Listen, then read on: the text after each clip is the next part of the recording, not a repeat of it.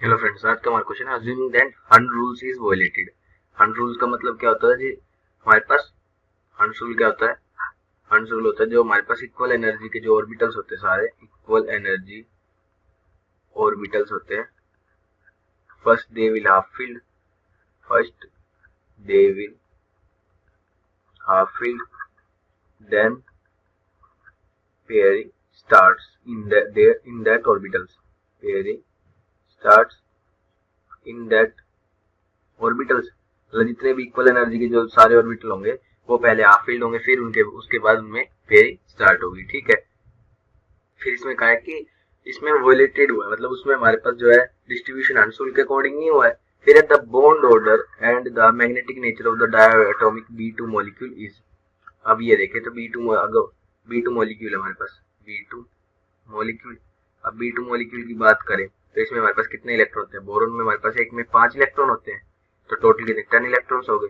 और according to MOT जाए अब हम, according to molecular orbital theory. ठीक है।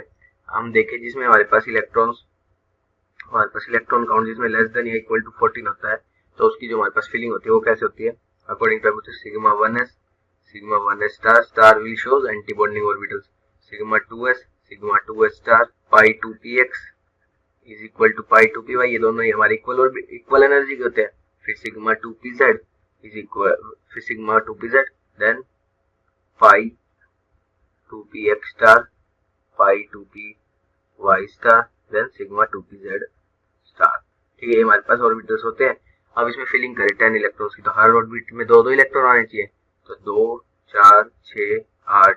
अभी इक्वल एनर्जी क्या है तो अंशुल के हिसाब से इन दोनों में एक एक आना चाहिए था, लेकिन वॉयलेशन हो रही है, तो पाई 2px में जो है ये दो इलेक्ट्रॉन्स की पेयरिंग हो जाती है। ठीक है। अब ये पेयरिंग होगी तो इसलिए ये वॉयलेशन को फॉलो कर रहा है, इसलिए अनरूल को फॉलो नहीं कर रहा, क्योंकि इसमें पाई 2px में पेयरिंग हो जाती है, पाई 2py में एक भी इलेक्ट्रॉन प्रेजेंट नहीं है। अब इसका बॉन्ड ऑर्डर देखें तो बॉन्ड ऑर्डर होता है हमारे पास number of electrons in bonding orbitals minus electrons in anti bonding orbitals. ठीक है, डिवाइड बाय 2। अब इलेक्ट्रॉन्स बॉन्डिंग ऑर्बिटल कितने देखे तो 2 4 6, 6 बॉन्डिंग में और -4, 4 एंटी बॉन्डिंग में, डिवाइड बाय 2, तो ये आ गया 1 हमारे पास। तो इसका बॉन्ड ऑर्डर तो आ गया 1। ठीक है। अब बॉन्ड ऑर्डर 1 आ गया, और इसका अगर हम देखें, अब इसने कहा कि नेचर डायमैग्नेटिक है पैरामैग्नेटिक। अब पैरामैग्नेटिक होती है जिसमें हमारे पास अनपेयर्ड इलेक्ट्रॉन प्रेजेंट हो, अनपेयर्ड इलेक्ट्रॉन प्रेजेंट हो। ठीक है। अब इसमें देखें तो कोई भी अनपेयर्ड इलेक्ट्रॉन प्रेजेंट नहीं है, सारे पेयर्ड है, 2 4 6 8 10, 10 हो गए, 10 पेयर्ड है, तो अनपेयर्ड इलेक्ट्रॉन प्रेजेंट नहीं है, तो हमारे पास डायमैग्नेटिक स्पीसीज होगी। No unpaired electron is present, तो हमारे पास क्या? डायमैग्नेटिक स्पीसीज है। ठीक है। तो डायमैग्नेटिक और इसका बॉन्ड ऑर्डर 1, तो इसका ऑप्शन जो है वो ए करेक्ट होगा। Thank you. इस क्वेश्चन में हमसे पूछा गया है the ion with maximum number of lone pairs on the central atom. इनमें से कौन सा आयन है जिसके सेंट्रल एटम पे जो लोन पेयर हैं वो maximum number of lone pair होंगे। ठीक है, तो सबसे पहला जो आयन है हमारे पास वो क्या है? ClO2 positive. ठीक है, अब यहाँ पे देखिए सेंट्रल एटम कौन सा है? क्लोरीन। तो कितने लोन पेयर प्रेजेंट होंगे इसके लिए हम हाइब्रिडाइजेशन चेक करेंगे इसका, मतलब VSEPR थ्योरी के अकॉर्डिंग इसकी शेप जब फाइंड आउट करेंगे तो उसमें हमें पता चल जाएगा कि इसके पास कितने लोन पेयर हैं। तो इसके लिए हम सबसे पहले हाइब्रिडाइजेशन कैलकुलेट कर लेते हैं। तो n का वैल्यू कितना आ जाएगा यहाँ से? 1/2। वैलेंस इलेक्ट्रॉन सेंट्रल एटम में, सेंट्रल एटम क्लोरीन है, क्लोरीन में वैलेंस इलेक्ट्रॉन 7 है, प्लस नंबर ऑफ यूनिवेलेंट स्पीसीज। अब यूनिवेलेंट स्पीसीज यहाँ पे है नहीं, ऑक्सीजन तो बाईवेलेंट स्पीसीज है, प्लस माइनस चार्ज। अब चार्ज यहाँ पे प्लस में है तो उसको मैं माइनस में लिखूंगी। ठीक है, तो यहाँ से n का वैल्यू कितना आ गया? 7 - 1 यानी कि 6, 6 डिवाइडेड बाई 2 3। n का वैल्यू अगर 3 है तो हाइब्रिडाइजेशन क्या आ गया? sp2। और sp2 हाइब्रिडाइजेशन है तो ज्योमेट्री क्या हो जाती है? ज्योमेट्री क्या हो जाएगी हमारे पास? Trigonal planar, trigonal planar. ठीक है, अब ट्राइगोनल प्लेनर को हम किस तरीके से शो करते हैं? ट्राइगोनल प्लेनर तो इस तरीके से होती है। ठीक है, अब सेंट्रल एटम यहाँ पे क्या हो गया? क्लोरीन हो गया, और 2 ऑक्सीजन के साथ इसने बॉन्ड बनाया है। अब क्लोरीन के पास वैलेंस इलेक्ट्रॉन कितने हैं 7, ठीक है। अब प्लस चार्ज है मतलब एक इलेक्ट्रॉन इसने किसी को लूज कर दिया, मतलब क्या हो गया कि 6 इलेक्ट्रॉन हो गए इसके पास, ठीक है। अब 6 इलेक्ट्रॉन में से 2 ऑक्सीजन के साथ इसने बॉन्ड बनाया है, तो 2 ऑक्सीजन के साथ इसने बॉन्ड बनाया है, डबल बॉन्ड होगा यहाँ पे, ठीक है। तो 2 इलेक्ट्रॉन यहाँ पे बॉन्डिंग में यूज कर दे, 2 इलेक्ट्रॉन यहाँ पे बॉन्डिंग में यूज कर दे, 4 इलेक्ट्रॉन तो बॉन्डिंग में यूज हो गए, ठीक है। तो मतलब इसके पास कितने इलेक्ट्रॉन बच गए, 2 इलेक्ट्रॉन बच गए, 2 इलेक्ट्रॉन बच गए, मतलब इसके पास एक लोन पेयर बच गया, ठीक है। अब लोन पेयर को हम शेप में काउंट नहीं करते हैं, तो इसकी शेप क्या हो जाती है, इस कॉम्प्लेक्स की शेप हो जाएगी इसकी वी शेप या फिर बेंट शेप, ठीक है, वी शेप। बट इसमें तो एक लोन पेयर प्रेजेंट है सेंट्रल एटम पे, ठीक है, तो इसमें तो एक लोन पेयर प्रेजेंट है। हमसे क्या पूछा है, मैक्सिमम लोन पेयर, तो सारे ऑप्शंस चेक करने पड़ेंगे हमें। इसके बाद नेक्स्ट जो कंपाउंड है वो है ICl2 नेगेटिव, ICl2 नेगेटिव, और इस कॉम्प्लेक्स पे ओवरऑल चार्ज क्या है प्लस, ठीक है। अब ICl2 नेगेटिव यहाँ पे भी हम इसका हाइब्रिडाइजेशन चेक करेंगे सबसे पहले, तो 1/2 वैलेंस इलेक्ट्रॉन कितना है, सेंट्रल एटम कौन सा है, आयोडीन, आयोडीन में वैलेंस इलेक्ट्रॉन कितने हो जाएंगे 7, प्लस यूनिवैलेंट स्पीसीज कितनी है 2, माइनस चार्ज है तो उसको मुझे प्लस करके लिखना होगा, तो ये कितना आ गया 10/2 मतलब 5। अगर 5 है तो हाइब्रिडाइजेशन क्या हो गया sp3d। अब sp3d हाइब्रिडाइजेशन में इसकी ज्योमेट्री क्या होगी, ज्योमेट्री होती है कॉम्प्लेक्स के sp3d हाइब्रिडाइजेशन में trigonal by pyramidal, trigonal by pyramidal, ठीक है। अब ट्राइगोनल बाई पायरामिडल को किस तरीके से डिनोट करते हैं हम, लाइक दिस, ठीक है। अब सेंट्रल एटम कौन सा है यहाँ पे, आयोडीन सेंट्रल एटम है। अब इसने 2 क्लोरीन के साथ बॉन्ड बनाया है, ठीक है। तो आयोडीन में वैलेंस इलेक्ट्रॉन कितने होते हैं 7, और नेगेटिव चार्ज है मतलब एक इलेक्ट्रॉन इसने गेन किया है, तो टोटल इलेक्ट्रॉन कितने हो गए आयोडीन के पास 8 इलेक्ट्रॉन हो गए वैलेंस, ठीक है। अब 8 में से इसने 2 क्लोरीन के साथ बॉन्ड बनाया है, 2 क्लोरीन के साथ बॉन्ड बनाया मतलब इसके पास पीछे कितने इलेक्ट्रॉन बच गए 6 इलेक्ट्रॉन बच गए, मतलब 3 लोन पेयर बच गए, ठीक है। तो 3 लोन पेयर को हम यहाँ पे शो करते हैं, और जो 2 क्लोरीन के साथ बॉन्ड बनाया है इसने वो दोनों क्लोरीन ये हो गए। तो अब लोन पेयर्स को हम शेप में काउंट नहीं करते हैं, ठीक है, तो इसकी शेप क्या हो जाएगी लीनियर शेप, क्योंकि लोन पेयर्स को तो हमने काउंट ही नहीं करा, ये क्या बच गया पीछे लीनियर, तो इस कंपाउंड की शेप हो गई लीनियर। अब इसमें लोन पेयर कितने हो गए, 3 लोन पेयर प्रेजेंट है सेंट्रल एटम के पास, ठीक है, तो यहाँ पे हम लिखेंगे 3 लोन पेयर। नेक्स्ट ऑप्शन जो है वो भी सेम है, तो इसमें भी 3 लोन पेयर रहेंगे।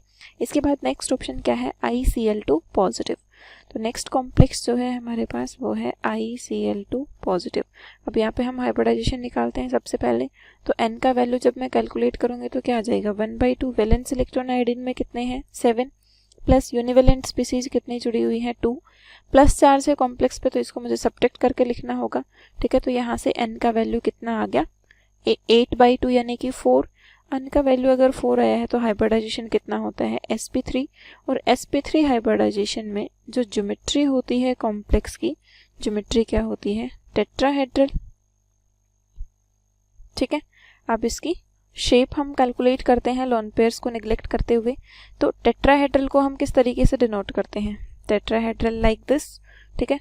अब यहाँ पे आयोडीन क्या हो गया सेंट्रल एटम, तो आयोडीन को मैंने सेंटर पे रख दिया, 2 क्लोरीन के साथ इसने बॉन्ड बनाया है, 2 क्लोरीन के साथ बॉन्ड बनाया है, आयोडीन के पास 7 वैलेंस इलेक्ट्रॉन हो गए, प्लस चार्ज है मतलब इसने अपना एक वैलेंस इलेक्ट्रॉन किसी को लूज किया है, तो इसके पास टोटल इलेक्ट्रॉन कितने बच गए 6। अब 6 में से इसने 2 के साथ बॉन्ड बना लिया, तो टोटल इलेक्ट्रॉन इसके पास रिमेनिंग जो इलेक्ट्रॉन हुए वो कितने हो गए 4 इलेक्ट्रॉन यानी कि 2 लोन पेयर, ठीक है। तो दोनों लोन पेयर्स को हम इस तरीके से शो कर देंगे। अब लोन पेयर्स को हम शेप में काउंट नहीं करते हैं, तो 2 क्लोरीन इसमें इस तरीके से बॉन्डेड है, ठीक है। तो लोन पेयर्स को रिमूव करते हुए इसकी शेप क्या हो जाएगी वी शेप या फिर बेंट शेप, तो इस कॉम्प्लेक्स की शेप हो जाएगी वी शेप या फिर हम कह सकते हैं बेंट शेप, ओके। तो इसमें लोन पेयर ऑफ इलेक्ट्रॉन कितने बच गए इस स्पीसीज में, इस कॉम्प्लेक्स में लोन पेयर हैं 2 लोन पेयर सेंट्रल एटम पे। अब हमसे क्वेश्चन में पूछा गया था कि मैक्सिमम लोन पेयर कहाँ पे होंगे, तो मैक्सिमम लोन पेयर कौन सा ऑप्शन में है, दोनों कंपाउंड सेम है तो दोनों आंसर हो गए हमारे, इसमें 3 लोन पेयर हैं जो कि सबसे ज़्यादा हैं। Hello students, in this question, we need to find out the number of lone pairs present in XeOF4. Okay, so firstly we will discuss the structure for XeOF4. As we know, xenon is a noble gas and has completely filled valence shell.